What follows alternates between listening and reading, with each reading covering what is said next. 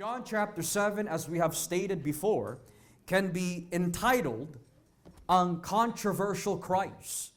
Ang Kristo na nagbibigay po ng controversy. The reason why this chapter can be labeled bilang the controversial Christ is because marami po mga katanungan, reaction, na binibigay po ng mga tao tuwing nagtuturo si Jesus, may sinasabi si Jesus, o napapakinggan ng mga tao ang mga sinasabi ni Kristo pagdating po sa kanyang pagiging Diyos, sa kanyang mga himala, at again, as I mentioned, sa kanyang mga itinuro. And for that very reason, there is controversy that surrounds His identity. How can He be the Christ kung nanggaling siya from Galilee? How can He be the prophet of God kung nanggaling po siya sa Nazareth? Meron po silang paniniwala. Meron po silang faulty interpretation pagdating sa lumang tipan of where the Messiah is to come from. And yet, hindi po nila maunawaan kung sino talaga si Kristo. Despite the fact that He did many miracles, and despite the fact na napatunayan po niya through His teachings and through His actions, kung sino ho talaga siya, hindi pa rin magawa ng mga tao na kilalanin kung sino talaga si Jesus. Itong pag-aaralan po natin, Lord willing, from verses 14 to 18, I pray and hope ay maghatid po sa atin tungkol kung ano talaga ang ibig sabihin ng kalooban ng Diyos. Because when we think about the words, the will of God, we might ask, what does that mean? How does that look like? At ano po ang magiging itsura sa isang buhay ng isang taong hindi naghahanap ng kanyang kalooban? What are they going to expect? What will be the result of their lives kapag hindi po nila hinanap ang kalooban ng Diyos? And one of these things that I want to share with us today, mga kapatid, is that when we talk about the will of God, the most simplest definition po dito is kung ano yung kagustuhan ng Diyos. Ano ba ang nais ng Diyos? What does God delight in? What is God's pleasure? Na bago po natin talakayin po yung paksa tungkol sa kalooban ng Diyos, the first thing I want to do is to unpack the context of verses 14 to 18. And pagkatapos po nito, Lord willing, ipapaliwanag po natin kung ano ang kalooban ng Diyos, ano ang itsura ng isang taong naghahanap sa kalooban ng Diyos, at ano po ang maging kahihinatnan ng mga taong hindi naghahanap sa kalooban ng Diyos. So let us begin with verse 14. Sabi po ng Biblia, nang kalagitnaan na ng pista, pumunta si Jesus sa templo at nangaral. Not until halfway through the festival did Jesus go up to the temple courts and begin to teach. As what we have recalled, yung pista na tinutukoy po dito is none other than the Feast of Tabernacles, na kung tawagin po ang pista ng pagtatayo ng mga kubol.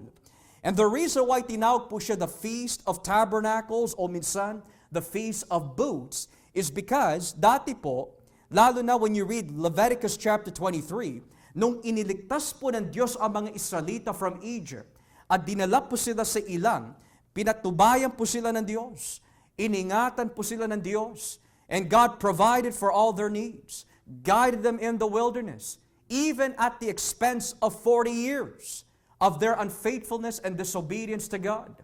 At dahil po dito, sila po ay binigyan ng shelter out of leaves, na kung tawagin nga po ang pagtatayo ng mga kubol. And it is through these leaves that they would stay there for 7 days. Kaya ang celebration po ng Feast of Tabernacles would last for a week. And in that lasting of 1 week of celebrating the essence and thanksgiving of God, ang sabi po ng Biblia, they would live in these little tent-like, leaf-like shelters, at sila po ay may mga tubig. Sila po ay may mga candles and lights upang ipagdiwang ang kabutihan po ng Panginoon. And that is exactly what they would do in the Feast of Booths or Feast of Tabernacles. Pero notice how John says, nung kalagitnaan na ng pista, ito po ay naghahatid po sa atin of not only a chronological record, but as well a theological record, na bago po matapos ang Feast of Tabernacles, nagturo na si Kristo. He didn't come at the beginning of the Feast of Booths, but He went by the providence of God's timeline sa kanyang ministeryo. He went in the middle of the feast, nearing the end ng pista. Ito po talaga ay masasabi natin gawain ng ating Panginoon. He would teach in the temples, teach in the synagogues. Pinapaliwanag po niya, mga kapatid, ang kahulugan ng kautusan. Matter of fact, the very first message, according to Luke, na ipinangaral po ng ating Panginoon was from the book of Isaiah. And He went on to teach that the acceptable year of the Lord ay dumating na, to heal the brokenhearted, to release those who are in captivity, to bring healing to the blind. Nang ibig sabihin, dumating na ang mga huling araw. At ang huling araw na binabanggit po na dumatipan is that kapag dumating ang Mesiyas, kung saan itatatag na po niya at ilalatag na po niya ang kaharian po ng Diyos, there's going to be transformation that takes place in the hearts of men. At habang nangangaral po si Kristo from the book of Isaiah, sinabi niya mismo sa kanila, these words have now been fulfilled before you. What does that mean? He was saying, dumating na ang araw ng Panginoon.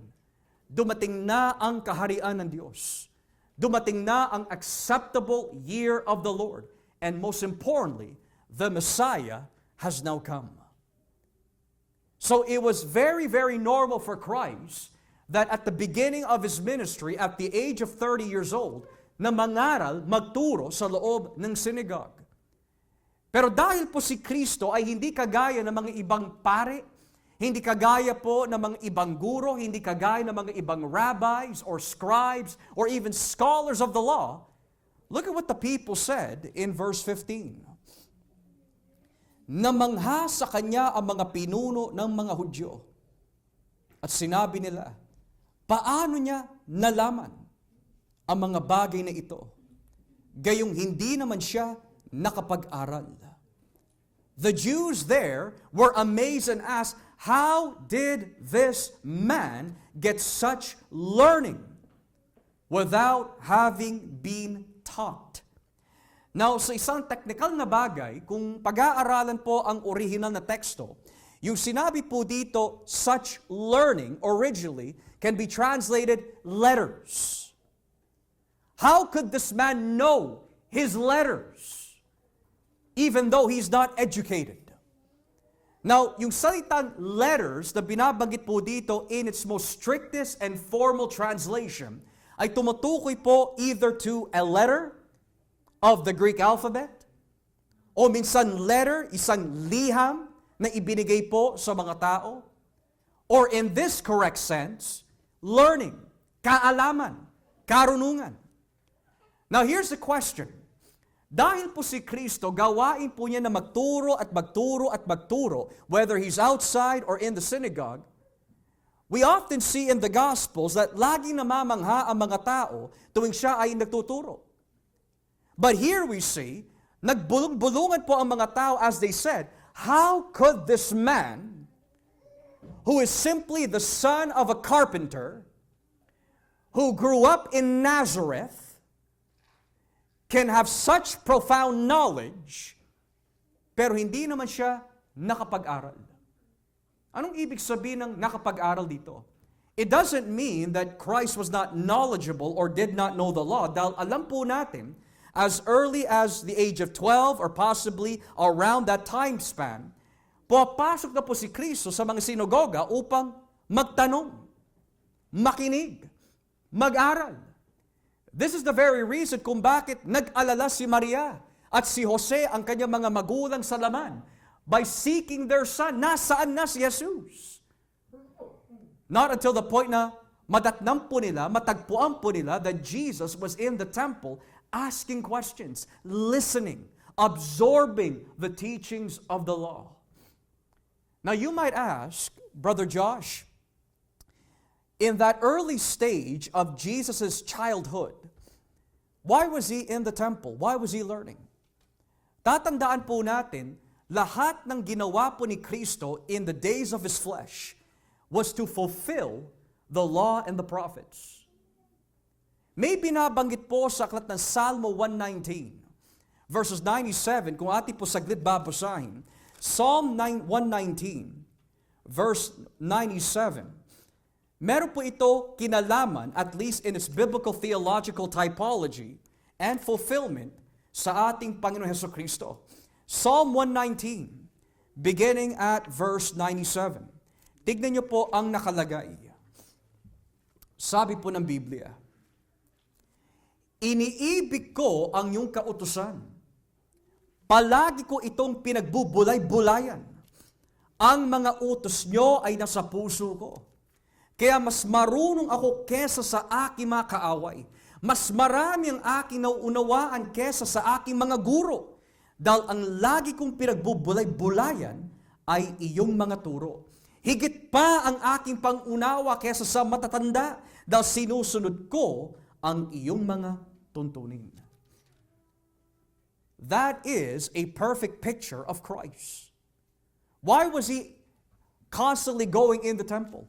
Because he loved the law of the Lord. Bakit po siya nagtatanong?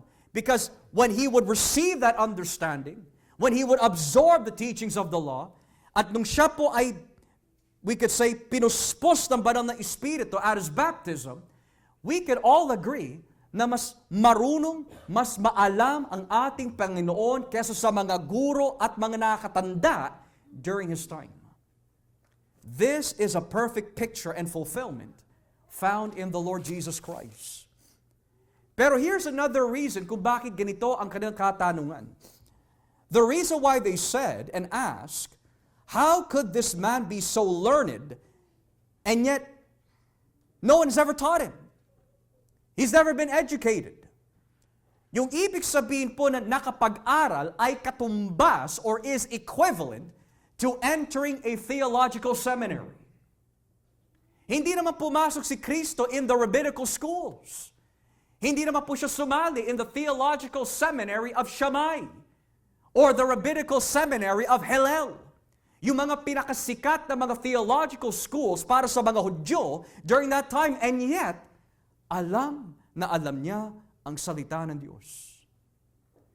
Now, Jesus, through John's record here, is not telling us na masama na pumasok po sa seminary. Matter of fact, blessing nga if you have the opportunity to take part of it. Pero ito ay nagpapakita ho sa atin that kapag ginabayan ka ng banal na Espiritu, the Holy Spirit is able to work in a man's life far more than any individual that enters a theological seminary na hindi puspos ng Espiritu Santo. Matter of fact, napag-usapan po namin nung isang araw, when you think about the theological seminaries na makikita po natin in Canada, in America, in Europe, they have the finest theological educations. In Europe, we could say they have Cambridge University, Cambridge Divinity School, Oxford Divinity School. In America, we have trinities or seminaries with Trinity Baptist Theological Seminary. In Canada, Trinity Evangelical Divinity Seminary. In America, again, may mga tinatawag na Wheaton College. Maraming magaganda at masasabi po natin fancy, highly rigorous theological seminaries. And yet, when you enter into seminary to get your bachelor's, to get your Master of Divinity or Master of Theology, and then you work up to get your PhD in Theological Studies or New Testament Studies or Old Testament Studies, the main purpose kung bakit kailangan po abutin yung mga degrees po na yan ay upang pag-aralan yung mga isinulat ng mga taong mangingisda. If you come to think about it. How long does it take to get your PhD?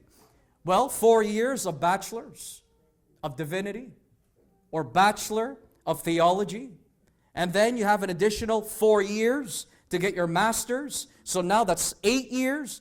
And then you get 2 years or 3 years to get a master of theology. So now lampas ka na ng 10 taon. And then you have an additional 3 years to get your PhD. You're now about 15 years in to study what fishermen came to write.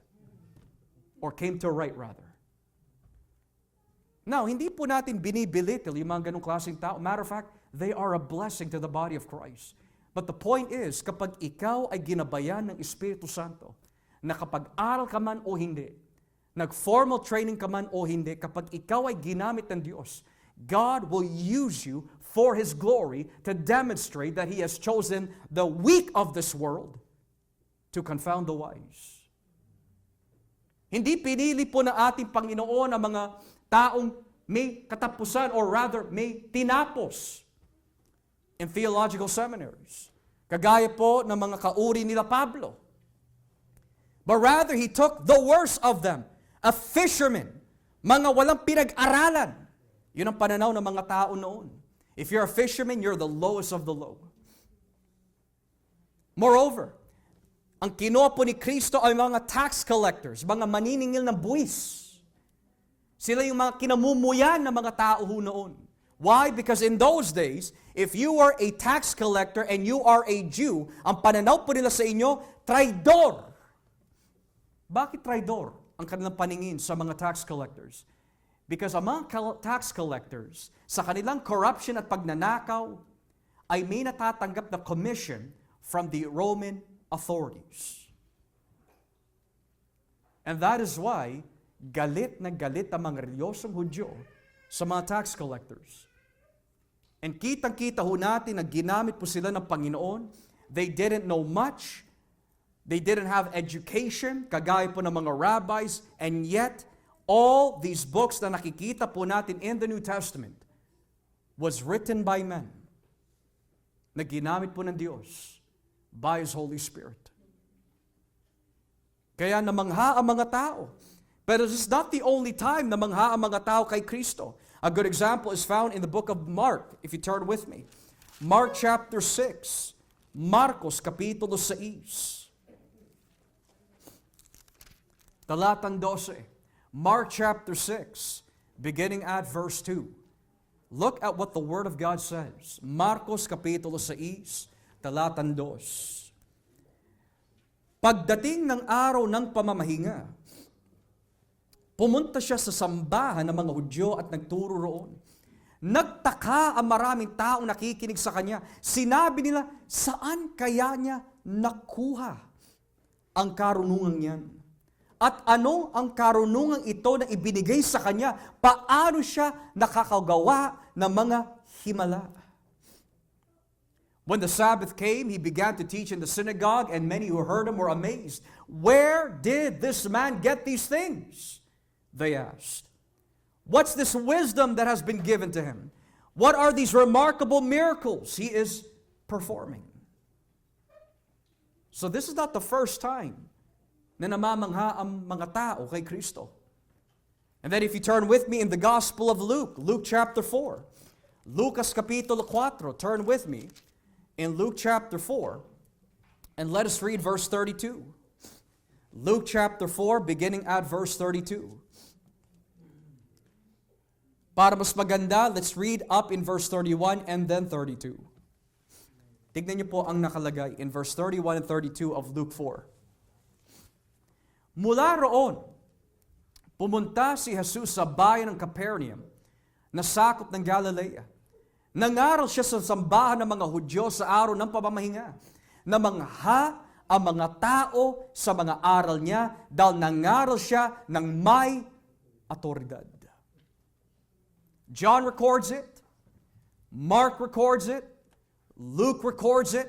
Here is a man that has no formal training, pero ginabayan ng Espiritu Santo, may tawag talaga sa Diyos. He is the appointed Son of God. And yet, no formal training, pero kitang-kita ho natin mga kapatid ang gabay at kapangyarihan ng Diyos sa kanyang buhay. Now, ano po ang naging impact ng ministeryo ni Kristo, an example of Christ, sa buhay ng mga alagad? If Jesus didn't have formal training, ganoon din sa kanyang mga alagad, at least in the rabbinical sense. Because ang training ng mga alagad ay hindi nanggaling sa mga rabbis kung saan-saan lang, pero nanggaling mismo from the rabbi. si Jesus. At tignan niyo po ang naging epekto ng ministeryo ng mga alagad ni Kristo. Turn with me in Acts chapter 4. Let's go to Acts chapter 4, beginning at verse 13. Acts chapter 4, beginning at verse 13. Acts chapter 4, verse 13. Tignan niyo po ang sinasabi ng Biblia.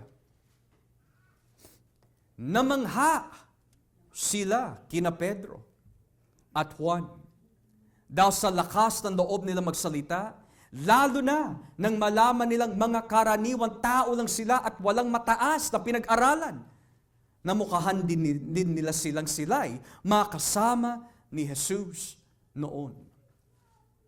Namukhaan din nilang sila'y makasama ni Jesus noon. When they saw the courage of Peter and John and realized that they were unschooled, ordinary men, they were astonished. And they took note that these men had been with Jesus. Ang pinaka-importante sa lahat mga kapatid is not how much knowledge that we have about the Bible. Ang pinaka-importante po sa lahat is not you've studied enough doctrine in systematic theology or enough doctrine in eschatology. But the most important thing kung bakit tayo nag-aaral is because we want to know more and more about Christ. At kapag ikaw ay ginabayan ng banal na Espiritu, when you are guided by the Holy Spirit, He will guide you through His Word. At lahat ng mga natutunan po ninyo sa Biblia, He will remind it to you, and He will use you to proclaim His truth.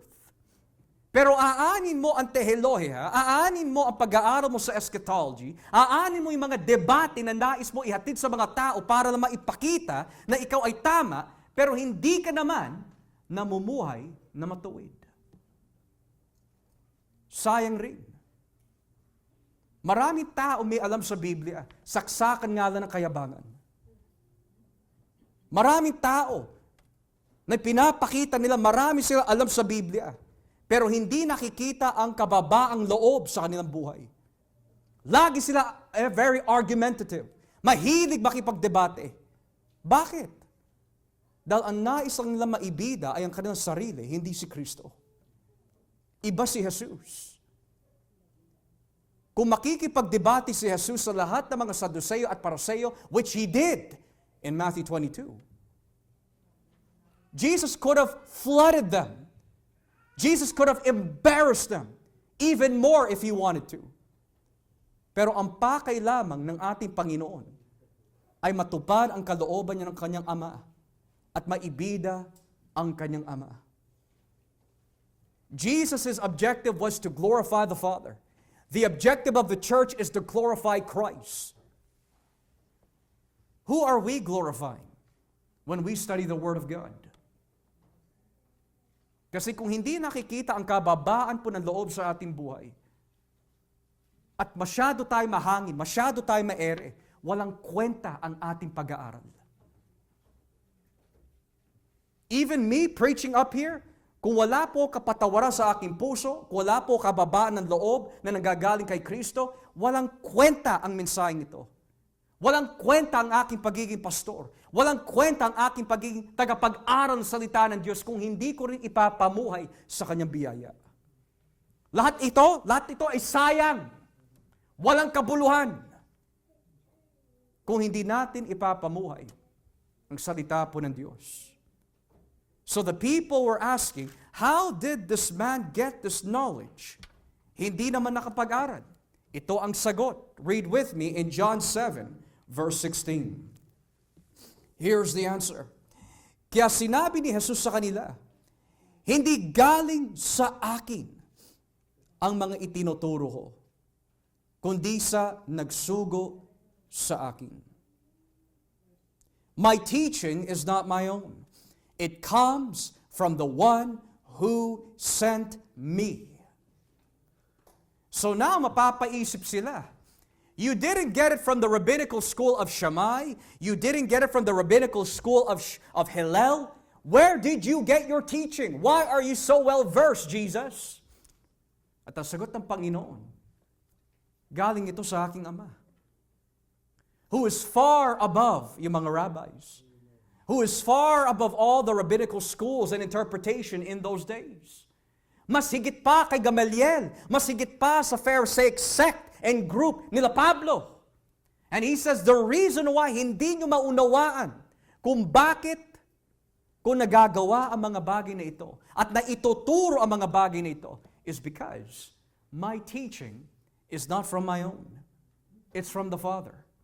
Now, as we go into a little bit of a rabbit trail here, just for a moment, excuse me, touching upon the Trinity, napag-aaralan po natin that walang naituturo ang anak na hindi nanggaling sa Ama. At walang itinuturo ang Ama na hindi sinasangayunan ng Anak at ng Espiritu Santo. In other words, there is nothing that Jesus teaches that the Father doesn't teach. And there's nothing that the Father teaches as His will through the Son and the Spirit that the Father, Son, and Spirit do not all agree on. So what does that mean that this teaching is not my own? Ang ibig po ba sabihin po ni Kristo is that, no, this is just my Father's teaching. I didn't agree on that. This is just His. No, mga kapatid. The reason why sinabi po ni Kristo, hindi ko ito sariling katuruan, kundi ito ay katuruan ng aking Ama, is because in those days, kung ikaw ay tagapagturo ng kasulatan, kayabangan ang hinahatid mo sa mga nakikinig sa iyo kapag sinabi mo, I got this only from me. I got this only from myself. Because in those days, kung magtuturo ka ng kautusan, kung magtuturo ka ng anumang uri na aklat or passage from the Torah, kailangan manggagaling from a earlier rabbinical tradition.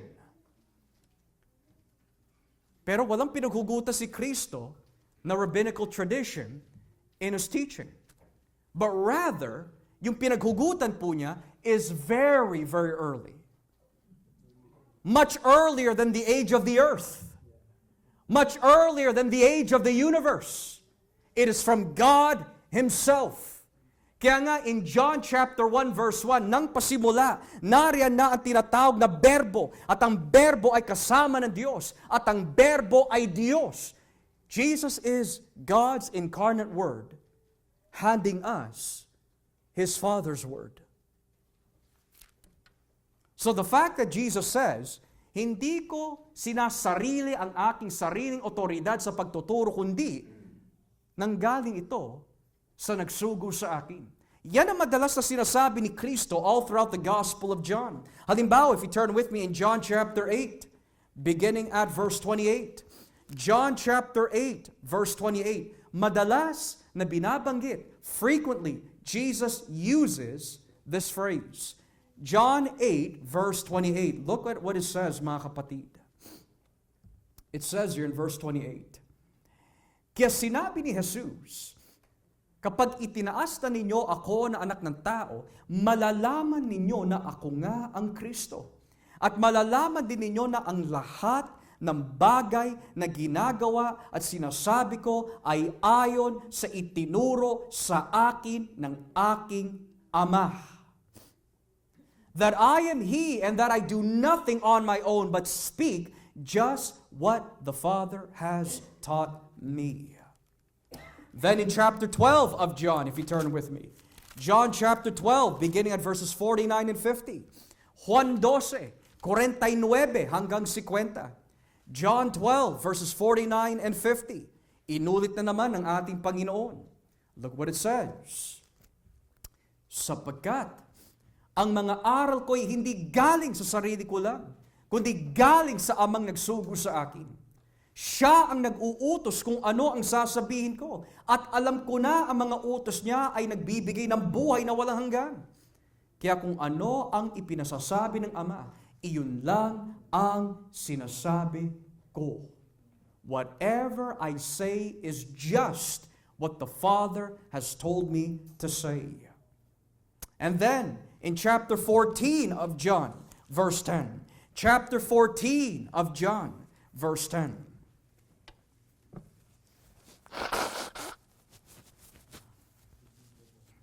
Excuse me. Look at what it says in John 14, verses 10 to 14.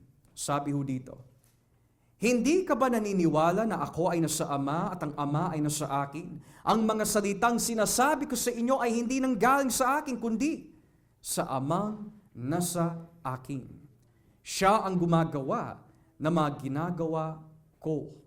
And then reading down in verse 14, oo, gagawin ko ang anumang hilingin ninyo sa aking pangalan. So, we have come to see, mga kapatid, that there are many more texts that we could clearly see and show to you to prove na lahat ng itinuturo ng ating Panginoon is authorized by God the Father. It's not His own teaching. Hindi ito yung gawa-gawa lang. Kaya nga, kung papasok ho tayo sa anumang simbahan, you always have to look at what is the authority of the church. Opinion po ba? Tradisyon po ba? Filosofiya po ba? Pananaw po ba ng tao ang otoridad ng simbahan? Hindi, mga kapatid. Ang naging otoridad ni Kristo is the words of His Father. Kaya kung tinatamaan ako ng salita ng Diyos, tinatamaan tayo ng salita ng Diyos, tinutuwid po tayo ng salita ng Diyos, huwag tayong magagalit sa isa't isa. Huwag tayong magagalit kay pastor. At huwag din tayo magagalit sa Diyos. Because if we claim to be Bible-believing Christians, then we need to accept kung ano yung hinahatid na pagmamahal ng Diyos sa atin. Many people think that ang paghatid na pagmamahal ng Diyos sa atin is yung pagkukonsinti, toleration. Hindi ka nagbabasa ng Biblia? Di bale, God is love. Nangangalunya ka, nanlalalaki ka, nambababae ka? Don't worry, God is love. Or you're missing out on church. You're gonna go to the movies? Don't worry about it. May next week naman eh. God is love. Mga kapatid, if you're in that type of church, umalis ka na. It will damn your soul. You will never grow to be like Christ. You will never understand the will of God kapag ganon ang pangangaral sa inyo. Lalo na sa mga minamahal po namin na mga bisita na nangahangad, na magkaroon po ng clear vision where the Lord is taking you from a biblical church standpoint. Huwag mong hanapin yung pinakamagandang building. Huwag mong hanapin yung pinakamalapit na simbahan sa bahay mo. Hanapin mo kung saan kumikilos ang banal na Espiritu through the preaching of Christ and Him crucified, gamit ang Biblia. Kung saan ka dumalago, kung saan ka nababago, kung saan ka natututo, kung saan ka ginagamit, doon ka. Dahil hindi lahat na nagsasabing Christian church, Reformed church, is really Reformed in practice. Ganoon din ang ginawa po ni Kristo bilang otoridad po niya sa mga tao. My authority is not the Pharisees. My authority is not the Sadducees. My authority is my Father's Word. What is your authority? Your feelings? Your traditions? Maari, may mga minamahal po tayo ng mga bisita ho dito na hanggang ngayon, you are perhaps a devoted Roman Catholic. Pero kapag tinanong ka naman, anong ibig sabihin po na salitang Catholic? Ewan ko, dito na ako lumaki, dito na rin ako mamamatay. Huwag mo na ako pakialaman. O kapag tinanong po sila, what are the 4 Gospels? Ewan ko, basta ako, sumisimba ako, nananalangin ako, nakikinig ako, yun na yun. Or if you go deeper, minamahal, what is the Council of Trent? I don't care, basta ito na ang aking paniniwala. The reason why napaka-importante yung ganung klaseng katanungan sa kanila is because the word Catholic, mga kapatid, literally means universal. And then you have what we would say the Council of Trent. The reason why the Council of Trent ay napaka-importante na pag-aralan dahil ito po yung tinatawag po sa kasaysayan, the Anti- or Counter-Reformation Council. Nang ibig sabihin, ito po ay isang kapulungan na pinagtipunan po ng mga Roman Catholic scholars of their day laban upang magbigay tutol kina Martin Luther, John Calvin, and the Protestant Reformation. At ano po ang nakasaad sa kanilang 6th council session at the Council of Trent? Ang sino mang magtuturo na maituturing ang isang taong matuwid sa pamagitan ni Kristo lamang, sumpain siya ng Diyos. And yet, umaattend tayo sa simbahan not knowing kung ano yung pinasukan natin. Dahil lang, doon na ho tayo lumaki. Nakakatakot ho yun. Yun ang tinatawag na bulag na pananampalataya. Ang pinaka-importante is kung papasok ka sa isang paniniwala, alam mo kung ano yung pinasukan mo. Dahil nakasalalay ang iyong kaluluwa doon. Hindi yung, dahil doon ako dinadala ni Mami. Maging hindi lang Roman Catholic Church, maging Christian Church mismo. You think that by going here with your wives and your children, that just because they go to church, that makes you a Christian? That just because your parents come here, that makes you a Christian? Or because your mom, your dad, your husband, your wife comes here, that makes you automatically a Christian? No. Ang kaligtasan, our salvation, is individual, not by groups. Kailangan alam mo kung bakit ka nandito. Pastor, I'm here because I just want to hear the Word of God. That's great. What's next? You've been here for how many weeks? What's next? Pastor, I want to come here every Sunday just because para wala masabi ang mga tao sa akin. Sayang lang ang pag-attend mo. I want to come to church kasi natatakot ako. Baka kung hindi ako umattend, paalisin na ako sa simbahan. Maling-mali ang pag-attend mo. The reason why you're here, mga minamahal, is because the Christ that saved your soul, you want more of Him. I want more of Jesus. Ano yung nararamdaman mo pagka hindi ka nakakarinig ng salita ng Diyos? How do you feel when you're unable to attend? Do you feel any burden? Do you feel any sorrow? Or parang, wala lang. Something's wrong with your spiritual condition. Something's wrong with your soul. Because ang mga tunay na mananampalataya, when they miss out on the church, when they miss out on hearing the Word of God, o kahit na hindi sila nakapagbasa, they feel so drained out and full of sorrow. Dahil hindi nila napakain ang kanilang kaluluwa.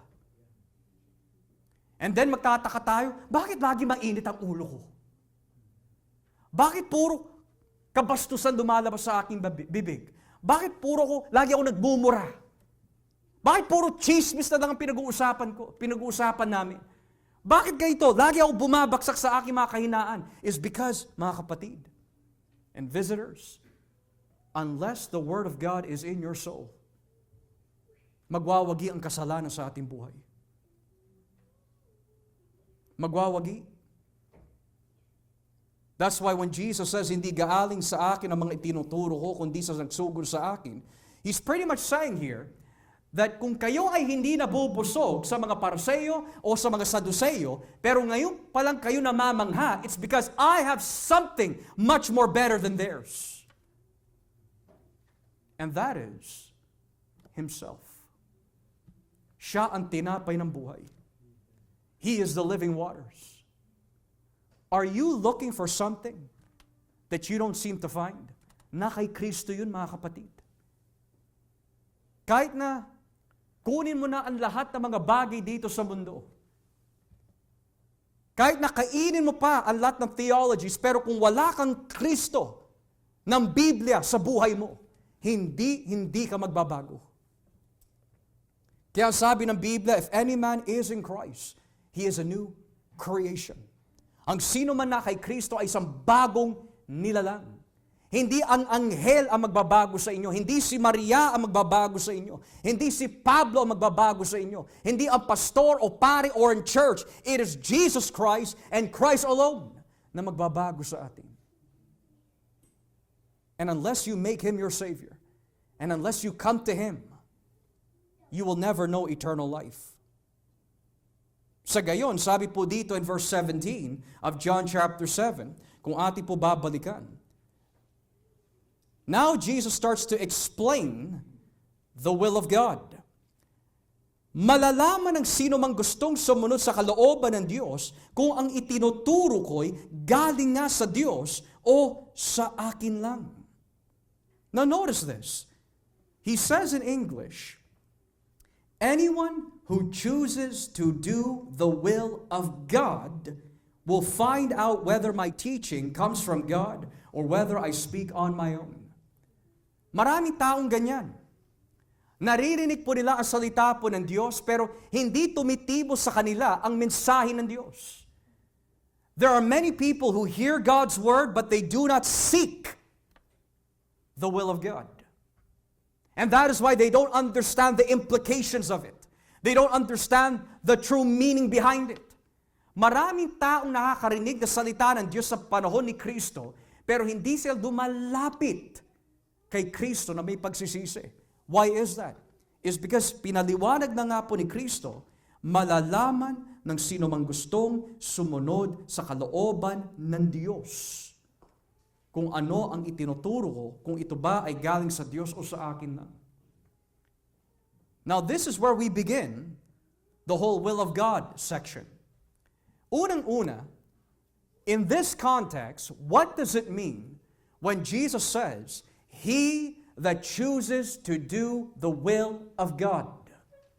Kasi when we talk about the will of God in general, it means yung pagsunod sa kagustuhan ng Diyos through His Word. Obedience. Pero here, what does it mean when Jesus says, ang sino mang may nais na gawin ang kalooban ng Diyos, siya lamang ang makakaalam if my teachings are from God or from myself. What does that mean, to do the will of God? Well, since we're in John, sinagot na po ito in chapter 6. Basahin po natin ang John chapter 6, verses 28 and 29. John chapter 6, verses 28 and 29. Tignan niyo po ang nakalagay dito mga kapatid. John 6, 28 and 29. Kaya tinanong ng mga tao si Jesus, ano po ang dapat naming gawin upang masunod namin ang ipinapagawa ng Diyos? Or literally, ang kalooban ng Diyos. Sumagot si Jesus, ito ang pinapagawa ng Diyos sa inyo. Manampalataya kayo sa akin na isinugo niya. Then they asked him, what must we do to do the works God requires? Jesus answered, the work of God is this, to believe in the one He has sent. Na magtataka ho tayo. Brother Josh, why is that when I share the gospel, kahit napakalinaw na ng aking sinasabi, and I'm already using verses, at binabasa ko nila ang salita ng Diyos, bakit hindi pa rin nila maunawaan? Bakit hindi nila kayang tanggapin? Kahit na sinasabi na dito, walang ibang tagapamagitan sa Diyos at sa tao maliban lang kay Jesus, hindi pa rin nila matanggap. Why is that? And Jesus already gave us the answer. Hanggat hindi nila inaamin sa kanilang mga sarili that they are in need of Christ, they will never understand the words of God. Kasi para sa kanila, kamangmangan ito. Even if you read it letter by letter, word for word sa kanila, kahit harap-harapan mo pa sila basahan ng Biblia, they will never accept Christ. Why? Kasi hanggat wala sa kanilang puso na hanapin si Jesus, this will always be a mystery. Kaya mga tao sa labas, nagtataka sila, bakit nagtitipon ang mga ito? Bakit sila nag-iiyakan sa presensya ng Diyos? Bakit sila nagpupuri sa Panginoon? Bakit nakikinig sila sa Biblia? Is because the Lord has opened their hearts. And you will never understand that until God opens your heart. Bakit ganun lagi na lang ipinapangaral discipleship, commitment, membership? Why is that always being preached after they hear the gospel?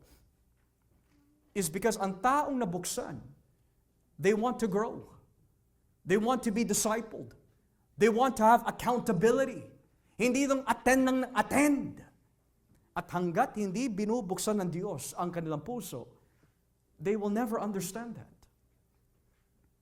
Yan din ang binabanggit po dito.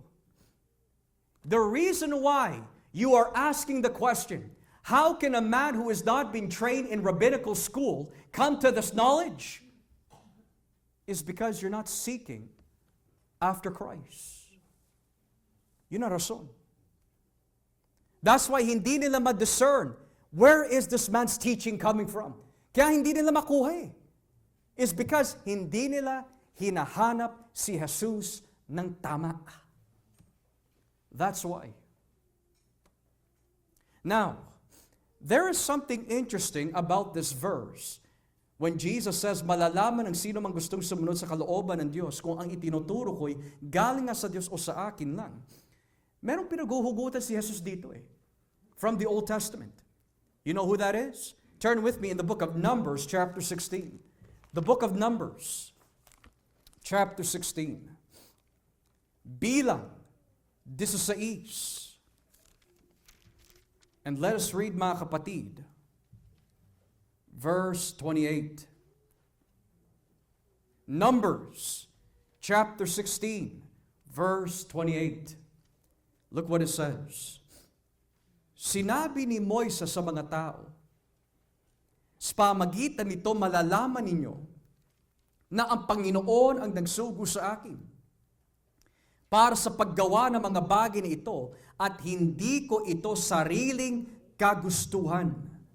Then Moses said, this is how you will know that the Lord has sent me to do all these things, and that it was not my idea. Now, magtataka tayo, maaari ho natin isipin, and we might raise this question, why is John relating the words of Jesus back to Moses? O ano po ang relasyon ng number 16 sa mga sinabi ni Kristo? Kasi magkahawig eh. That's not a coincidence. It's by providence and design. Why are they so similar? Here's the reason. Ano po ba ang konteksto ng number 16? Si Korah. Natatandaan niyo po ba kung sino si Korah? Korah, na masasabi po natin kung hindi ako nagkakamali, kamag-anak po nila Moises, kinalaban nila ang lingkod ng Diyos. We do not believe that God speaks through you. So ano po ang ginawa ni Moises? Instead of rumesbak siya, instead of pinatulan po niya si Korah, nakita ng Diyos yung pinaggagawa ni Korah, ang mga kanyang kasamahan, maging ang kanyang sariling pamilya, kinakalaban si Moises. So ngayon, nangusap ang Diyos kay Moises, ito ang gagawin ko through you. This is how people will know na sinugo kita. Kapag bumukas ang lupa at kinain si Korah at ang kanyang pamilya, then they will know it is not just your words. It's from God. Why was that applied to Jesus? Wala namang kinain ng lupa sa panahon ni Kristo eh. Ang nilalarawan po na bumukas ang lupa is another way of saying, mahuhulog ang mga ito sa impyerno kung hindi nila tatanggapin ang salita ni Jesus. That's the reason why. So there's a parallel. You don't want to accept Moses' words, Korah? God will eat you up through the earth. You don't want to accept Jesus' words, the Jews, those who are scribes, Pharisees, and teachers of the law, you will die in your sins. That's the parallel. Yun ang rason.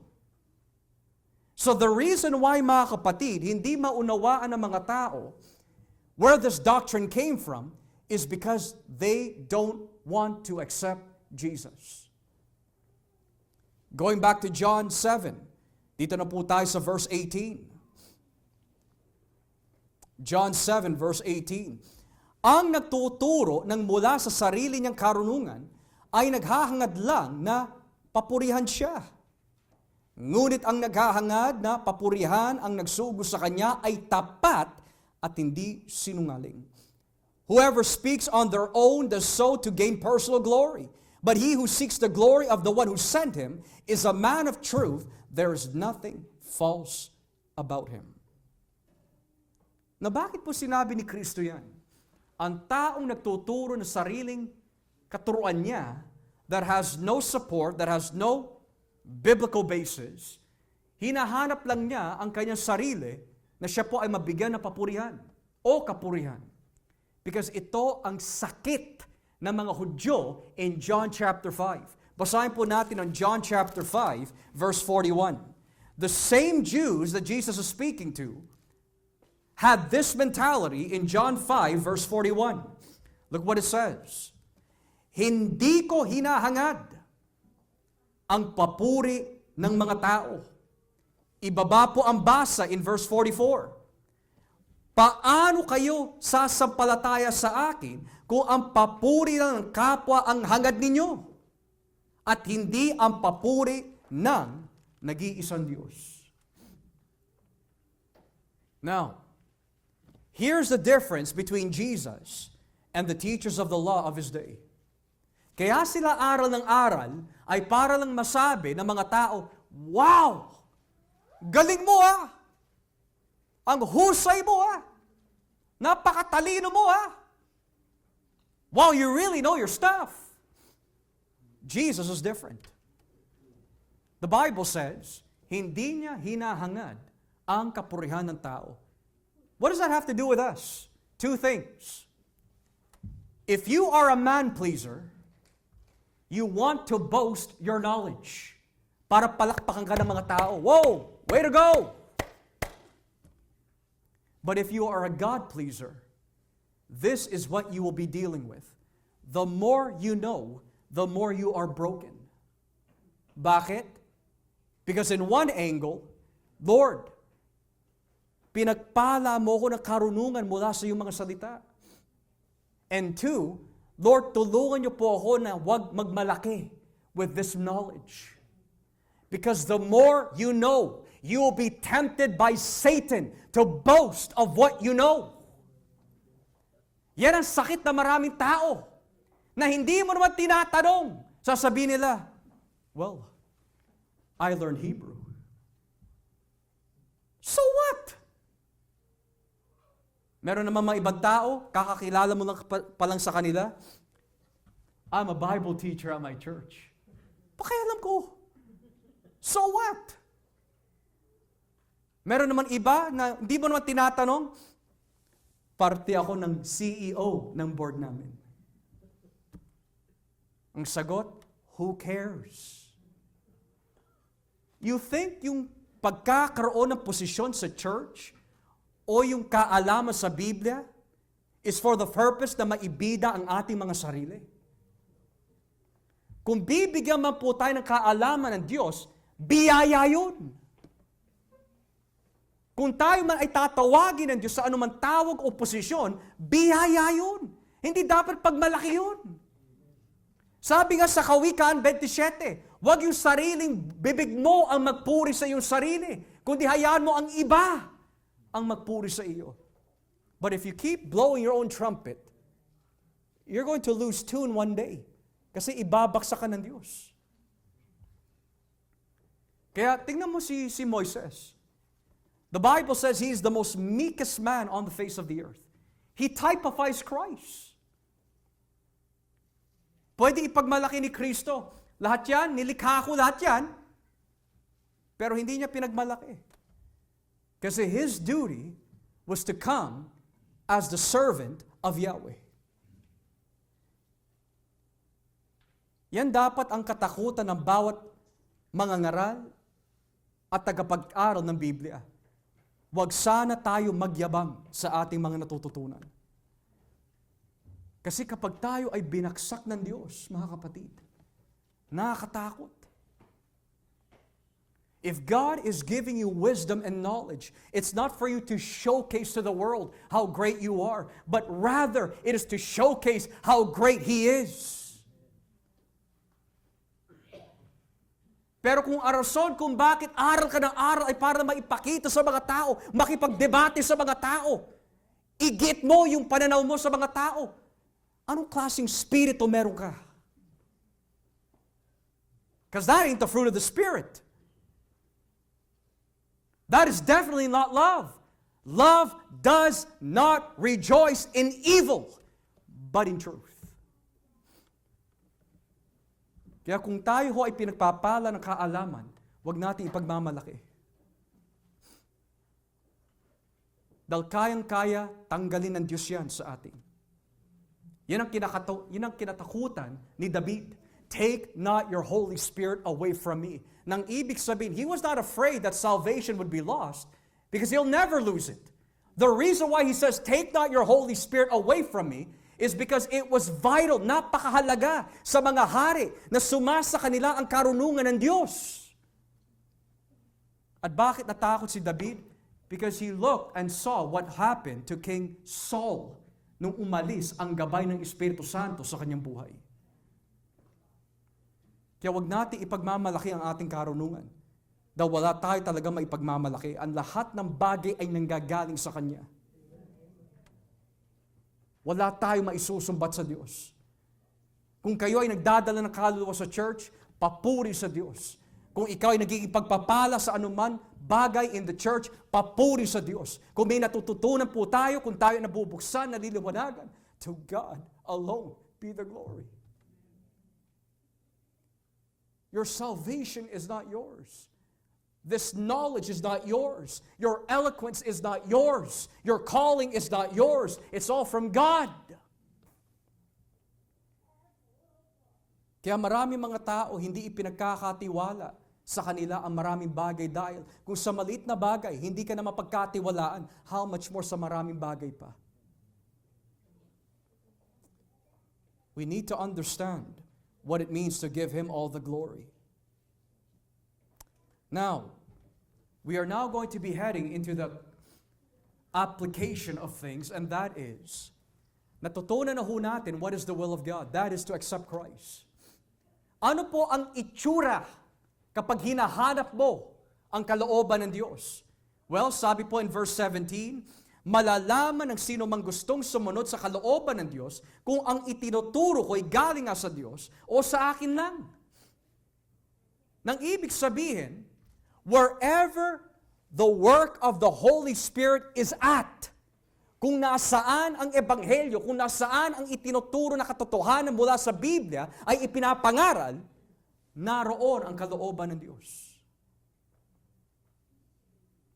For those who are looking for churches, you want to know the will of God? Accept Jesus Christ first, and wherever you hear the exposition of the Word of God, nandoon si Kristo.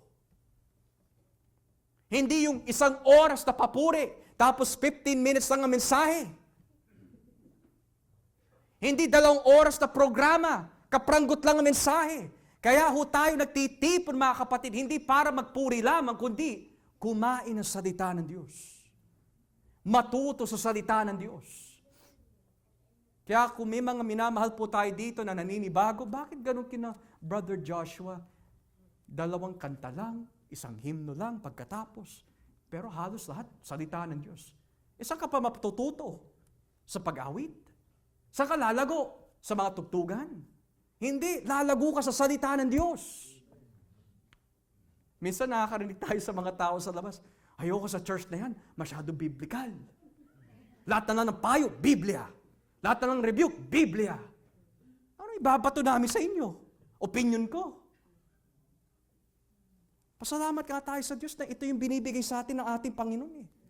Dahil sa China, hindi nila magawa ito. Sa Middle East, patago sila. Pero dito sa Canada, may alikabok na ang mga Biblia natin. Dahil pinapatong na lang sa shelf, hindi na binabasa. Mga kapatid, this is where your life is. This is my treasure. This is my hope. Pag nawala to, wala tayo.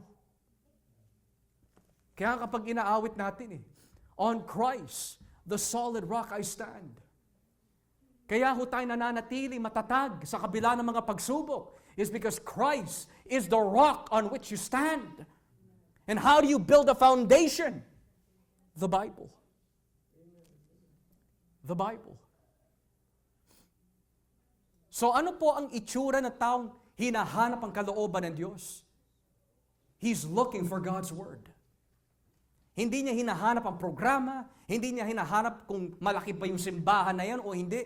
He's looking for, where is the Word of God? Where am I being transformed? Where am I being convicted? Where am I being used? Where am I growing? Yun ang hinahanap niya. Kasi hinahanap niya kalooban ng Diyos eh. Hindi yung, oh, this is a Christian church. Total, malapit naman sa bahay. Dito na lang ako. Kaya marami mga tao, pag in-x-ray mo ang kanilang spiritual na buhay, nangangayayat. Malnourished. Lastly, ano naman po ang itsura ng isang taong hindi naghahanap sa kalooban ng Diyos?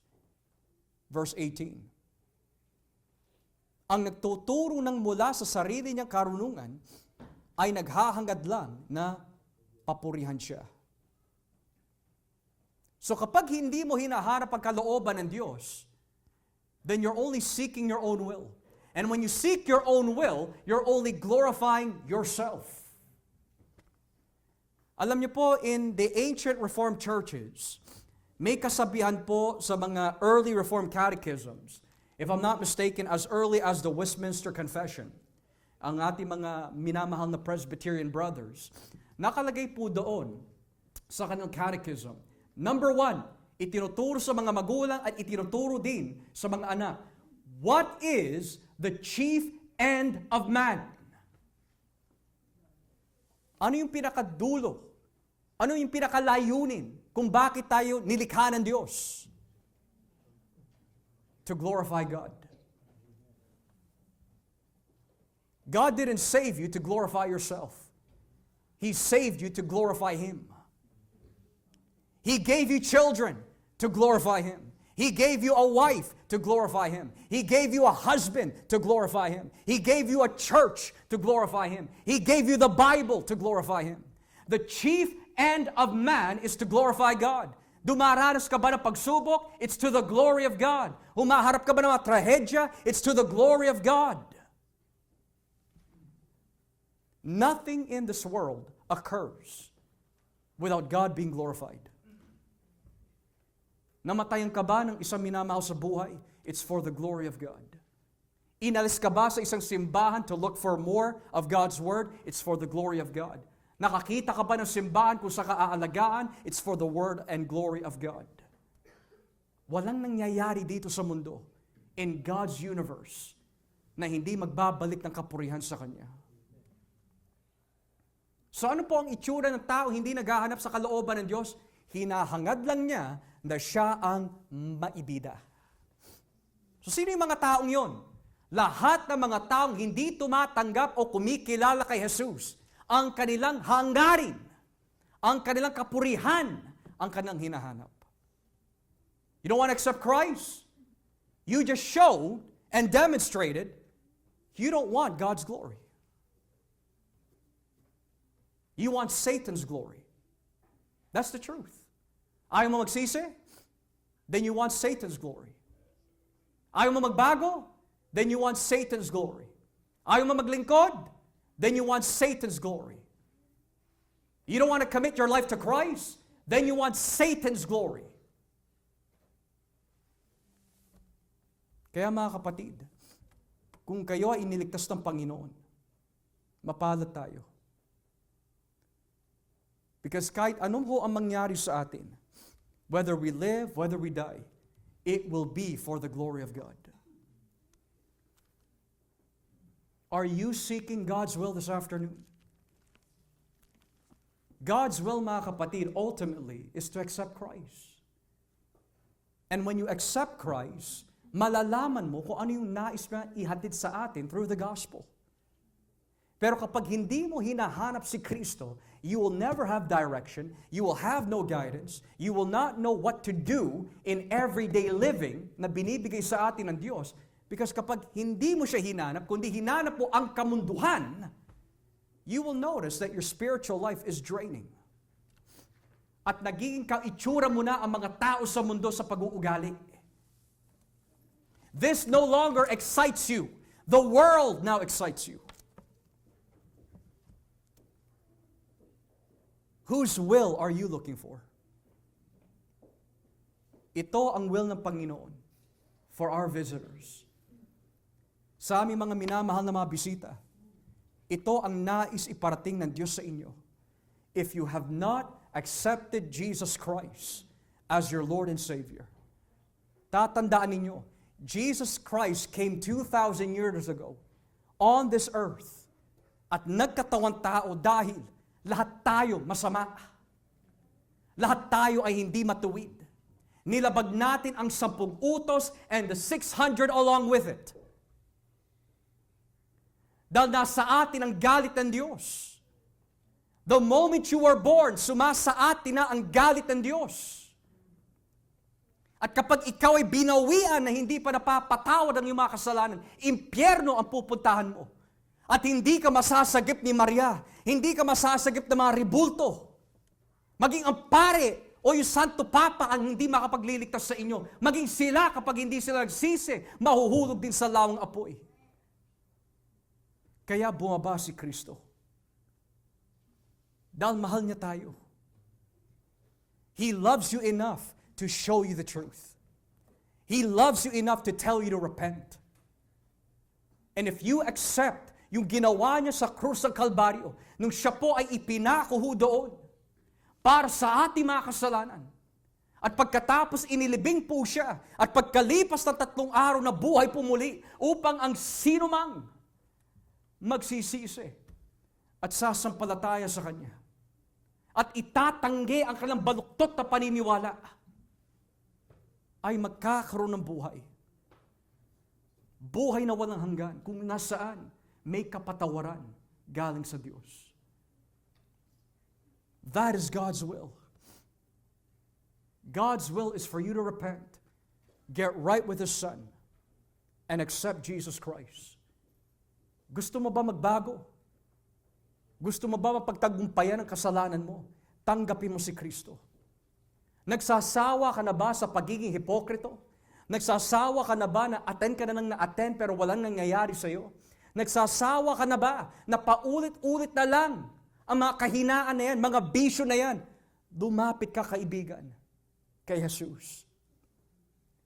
At makikita mo, may pag-asa ka sa Kanya. Lumapit ka kay Jesus. He will change you. Tutulungan ka niya.